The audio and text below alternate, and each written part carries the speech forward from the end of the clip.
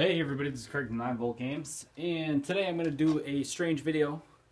It's called Game Casserole, and I put this up on Twitter earlier, and I actually want to do a video about it now that I let the term go out, and I googled it, and I'm the only one that uses it. Game Casserole is something that I do when I don't know what the fuck to play. I know you've all seen the picture of people who got big video game collections, and it'll show them like this, and they'll be like, I got nothing to play. I do that sometimes, even if I got a new game. And I mean, I just had a fan, Terry Baker, just sent me a brand new copy of Lightning Returns to the PS3. And I started playing it, and I beat the first boss, and I like the game. But occasionally I'll come home, and I'll be like, I want to try something different. I don't know what I want to play. So I call it Game Casserole. Because what I do is I grab 4 or 5 games that I've either started, like just really quick, or I'm near the end, and I will play an hour of each if I got a day off to do it, or I got an ample amount of time. That's usually when I do it. And whatever one grabs my attention is the game that I'm probably going to be plowing through. And it's very interesting because this one backfired, and I'm actually playing multiple games at once. So I actually did it on the day before I got Lightning Returns, so now they got roped into it. So let me show you what happened. I sat down one day this week, and I was like, oh, I want to get to a certain part of Darkness so I could do a video of it, Darkness 1. I already did the video, so I was like, well, fuck it, let's play Darkness 2, since I already started it. Bam! I played about 3 hours of Darkness 2, which I had already started, so now I'm more than halfway through the game, so I'm going to finish that. Buddy of mine at work was talking about Dark Souls, and when I had started Dark Souls, I ended up giving up because I think I started playing Skyrim. I'm not sure if that's what came out at the time. I'm trying to think how old Dark Souls is now. Something came out like midway through my playthrough of Dark Souls, and I stopped playing. I started playing as the thief. It was terrible. I started playing again as a wanderer, and I got right to where I was as a thief extremely quick. So I'm back into Dark Souls. I've been meaning to do a review for Fear Files, and this is the PAL version. This is the one that Martin Toner sent me, which I did start. Super Mario 3D World, which I'm playing co-op, so I mean I'm kind of limited on when I can actually finish that, but that is an amazing game. Last of Us just came out with the DLC, so I'll be back on Last of Us ASAP. I play Sonic Generations when my son's here because he's been really all about getting me to play a level. He'll grab another controller. I don't know. He knows he's not playing, but he just likes to grab another controller and wave it around, even though he knows that my controller is the one controlling the game. And then last night, I went to go play Lightning Returns, or one of the various other games, and I ended up putting in Metal Gear Solid 4, just because I was like, I wonder why I am in that game. And I wanted to go back and play Metal Gear Solid 4. And then the magic happened. They patched in trophies. I beat the game when it was new. And they patched in trophies. So I got a couple trophies, and I was like, you know what? I'm just going to continue playing this. So I ended up playing Metal Gear all night last night. To the fact that I didn't even watch Walking Dead last night. And don't try and ruin it for me because it's already been ruined. But, yes, that's Game Casserole. So that's what you're going to see me playing on either console. Now, two things I want to get out of the way. Here's my gamer tag, 9Volt Games. Here's my PlayStation Network ID, 9Volt, N-Y-N-E-V-O-L-T. I only got about 3 spots left on my Xbox Live, and I'm full up. So feel free to add me on PlayStation Network, because actually you're probably going to see me playing a lot of Last of Us, Metal Gear, and Lightning Returns as of right now.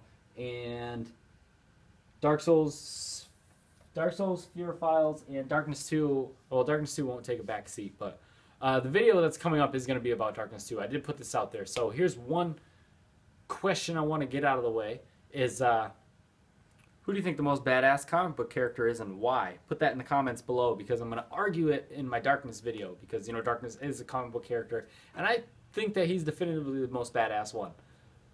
You can give me a thumbs down for that. And then, yeah, I'm definitely going to be doing a review for Last of Us DLC Left Behind. And I'm going to be doing a review for Lightning Returns, because I told Terry that he would get a review and a shout out because he bought me the game. So now I feel super inclined to play it. And then I felt bad when I told him I'd do that because Martin Toner sent me all the way from England sent me a copy of Fear Files, so now I gotta play that. So Gamer Casserole, guys, that's what happens when you got a shit ton of games that you feel obligated to play. But if you don't, Gamer Casserole is also go into your rack, pick 5 games that you haven't finished, put them in, whatever one holds your attention the most. Boom, use that. I wanted to make this video before I started using that term a lot because that's what my game life has been recently. I don't want people like fucking IGN taking it. And I want to put this in here in the video just because. And if you haven't beaten Bioshock Infinite, thank you for watching. You might want to shut this video off now. I wanted to do an impressions video of the ending. Seriously, if you haven't beaten the game, all spoilers. Get the fuck out of here. No, I wanted to do this because I was watching a video. I watched a couple videos on other people's takes on the ending because I feel like most of the ending, people can come together and you can come to a real conclusion. But I feel like another good part of the game is left up to player interpretation. So I'm going to put this to you, to anyone that has beaten Bioshock Infinite. You know that the Latouche twins, I don't think are actually twins. I think that there was only Robert that existed, and the female is another version of him that was born female in that universe, and they came together, and that there's more than just 2 of them because they were already killed by Comstock. So they know how to do tears because they're geniuses. They master quantum physics, okay? So if they could do that, and their purpose of getting Anna, Elizabeth, was just for the sole purpose that they were helping Comstock, not for the fact that she was born with these gifts of opening tears.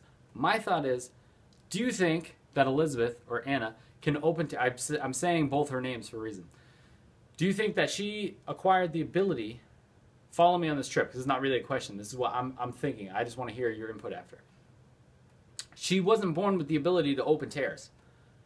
She acquired the ability to open tears after she was brought from Booker's reality, or Booker's universe, to Comstock's universe, because, this is a long one, she exists in Comstock's universe when she's not supposed to, but her finger exists in Booker's universe. So she's in one universe, but part of her's still in another universe. And one of the Vox phones from Rosalind even says that the universe doesn't like mixing its porridge with peas, right? So she had that ability. But knowing that she had that ability, the siphon was made not to control her ability, but so that Comstock could control her ability from her seeing where she actually came from, so she had ample time to brainwash him to take her spot before she could actually have complete control over her power to see all the possibilities and all the doors and where exactly she came from and who Comstock was and who Booker was and, you know, her real origins. What do you think? Did you get that? I don't know how. I didn't write that down. I've just been thinking about it, and I don't know if that came out properly. So, yeah. If that made sense, respond to it below. I'm trying to think of what I just said now, and I wish I could go back and listen to what I said. It's very confusing. Also, I think that the whole concept of when they have you flip heads or tails, and it's, oh, it's always heads, it's always heads, it's always heads, right? And then Robert turns around, and it's all heads in the back. And then the whole theme of the game is around that song, Will the Circle Be Broken, right? So it makes me think that Booker has done this 100 times before and failed right when he's gotten up to the baptism part. So, I don't know. I'm going to do a really long video for the ending of Bioshock Infinite. What do you guys think? Let me know. Thank you for watching.